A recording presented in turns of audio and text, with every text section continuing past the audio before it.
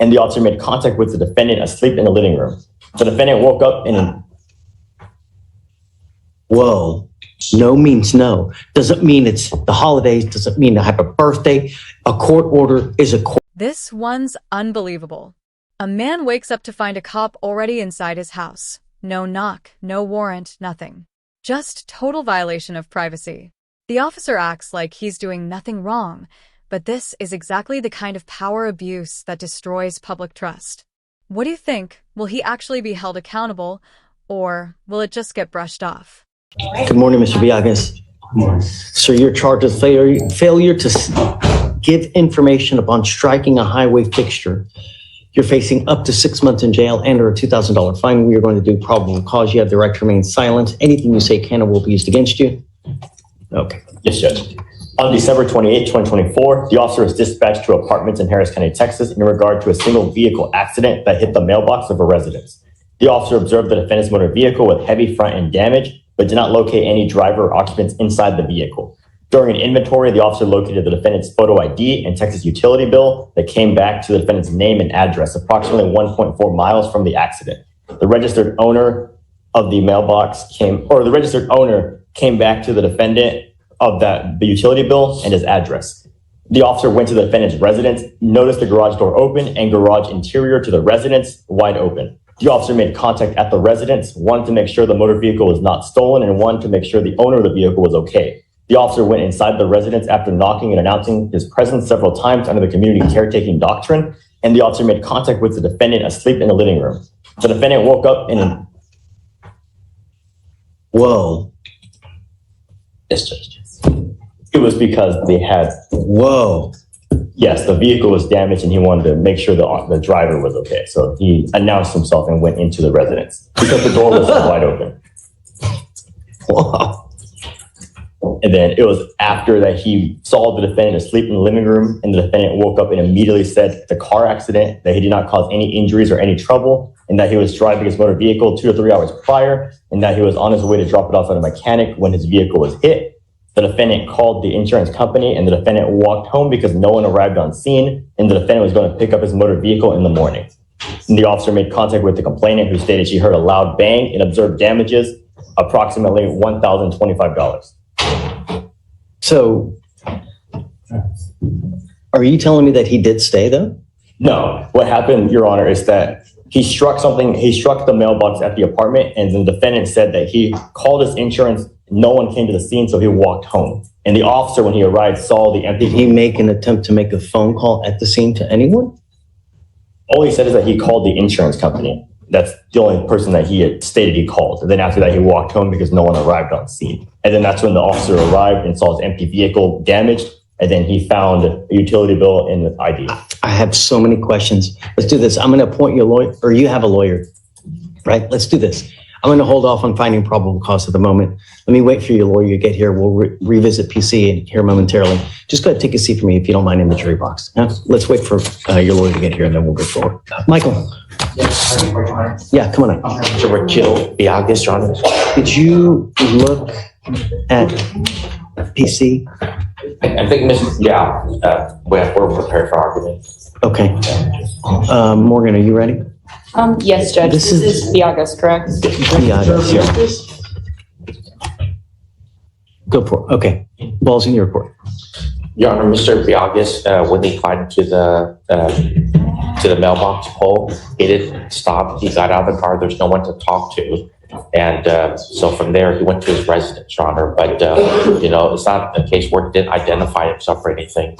And then we don't know what the restitution amount's going to be for the mailbox.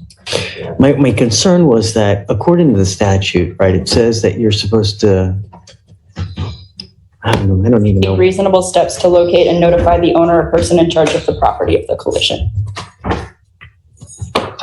What time was this? The middle of the night? 1:50 in the morning. I don't think it'd be reasonable to knock on anyone's door. I don't think anyone would open. I mean, reasonable steps. You know where the person lives. You hit their mailbox. It would be pretty easy to walk up and knock on the door.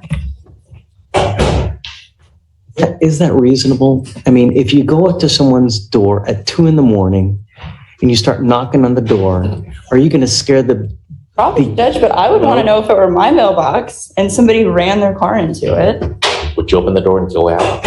I would look through the peephole and I'd see, I and then I would guess see a there crashed car. are other measures I guess you could take theoretically. Do something. Right. I guess leave. Right. Maybe leave a note on the door. Okay, all right. Mr. Biagas, come up. I mean, reasonable measures, right? And I guess that would. Have you run his license, see if he has a valid Texas driver license? It's an out-of-state Florida license that appears valid in our system. Okay. Mr. Biagas, I'm going to find that there's probable cause to go forward with your case. I'm ordering you not to drive any vehicle unless you have car insurance in your name. Do you understand? If I find that you're driving without a license and or liability insurance in your name, it's not going to go well for you. Do you understand? So apparently this cop couldn't find anyone at the scene, saw some papers in a car, grabbed an address, and decided to show up at 2 a.m. uninvited. That's not law enforcement. That's trespassing with a badge. No warrant, no emergency. Just pure overreach. Imagine waking up to that. You'd think it's a break-in, not a welfare check. It's wild how some officers forget that the law applies to them too. Okay. You've got a lawyer. Listen to your lawyer. He'll take care of you. I will waive your appearance so you don't have to waste your time coming to court, but you have to stay in touch with Mr. Famine. He'll tell you when you have to come back to court. If he tells me he can't get a hold of you or you pick up a new case, I'm going to revoke your bond, put you in jail. No more PR bonds. You understand? Okay, guys. Any conditions you think? I'm okay with your conditions, Judge. Just no driving without Yeah, insurance. just Law be violation. careful out there, okay? He does have insurance. Can you rip the CW Yes. and then we can settle it? You did have insurance, Yes. hopefully. Yes, sir. Yeah, wonderful. Great. Okay, all right, man. Take care. Have fun. Can you file that? Do you mind those conditions? All right, Vic, you ready? Wow, really? Nice.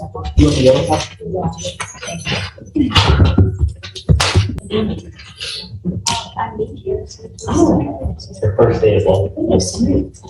Hi, Judge. Good morning. Permission to approach? Yes, ma'am. How's it going? Hi, Judge. Happy New Year. Happy New Year? I'm here, Ms. Shaniqua Smith, Judge.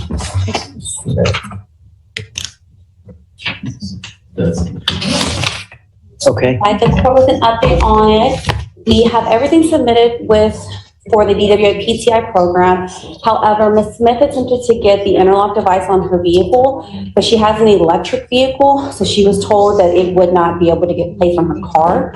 So Attorney Carter has been communicating with Beadle to try to figure out what we need to do then. He's And no we longer haven't- here, so We haven't heard back from him, so that's why. yeah, he's not with the office anymore. Okay. Okay. Alex, do you have any idea what they do with electric vehicles? So we do have information that she was approved for the DWI program. And then they emailed a procedure to follow. So presumably if she still follows the procedure outlined in the email sent from Beadle prior to his departure, then Well, the issue isn't necessarily the procedure, it's what do we do when we can't get the interlock device installed on the vehicle, which is part of the procedure based on her having an electric Does she car. have another vehicle? No, Judge. And I know she has to drive, so she can't do the portable because then she has to sign the affidavit, which would say she's sworn to not be able to drive. so in that case, it would probably be best to reach out to Brenda Gomez or Bernadette Habe, who's in charge of right now the DWIs. Hold on a second. Let's do that. And then your client has bond violations too. Do you know that? No, Judge, that I did not know. Shanika Smith, come up. I'm printing this out for you. Judge. Who was the other one? Gomez, and who was the other one? Alex? Bernadette Habe. I can, Oh, Bernadette, she's Miss Habe. She's the one in charge of everything, right? yeah, she's the one overseeing. I mean, if you want to go talk to her, but she's got bond violations. Yeah, you guys go figure out, but you've got bond violations, man. I don't know what we're gonna do now. Okay, please. Thank you, I'll step aside, thank you. Got permission to approach? Yep. Would you like me to ask Ms. Smith to come up again? Ms. Smith? And I spoke to Wolf and I didn't realize he had already had a conversation with her, Judge. And I will. I did speak to Wilden Carter, and he advised that he had spoken to Ms. Smith as well regarding the possibility of this being the result.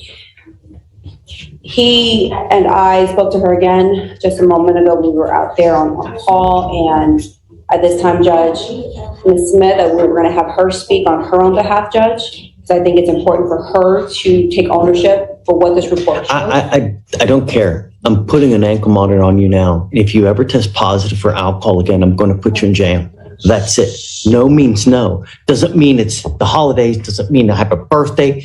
A court order is a court order. And when you don't follow court orders, there's only one place that we have you go. There's no tolerance anymore. And I don't care what you come up here and say, whether it's mouthwash, a tequila lollipop, hair dye. I don't care. And I don't care who you're with. A second violation.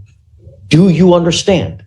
Today you will get an ankle monitor, and I'm going to tell you now, it is extremely finicky. So best beware of anything that you put in your body. Okay, no more. That's it. Okay. As far as the other, I don't know. What I would suggest is, email if you can now, Brenda Gomez, and see how we handle it, because I don't know. All I know is that this case is nearly 200 days old, and now we have violations, and I'm ready to put this thing to bed. I'm not going to hold it anymore. Yes, So, understood. I'll give you guys to the end of the week, figure out what we need to do. Okay. But you're walking a very, very thin line. Do you understand? All right. So, Felicia, if we can amend it to put it on today, please. Yes, ma'am. Okay. Thank you.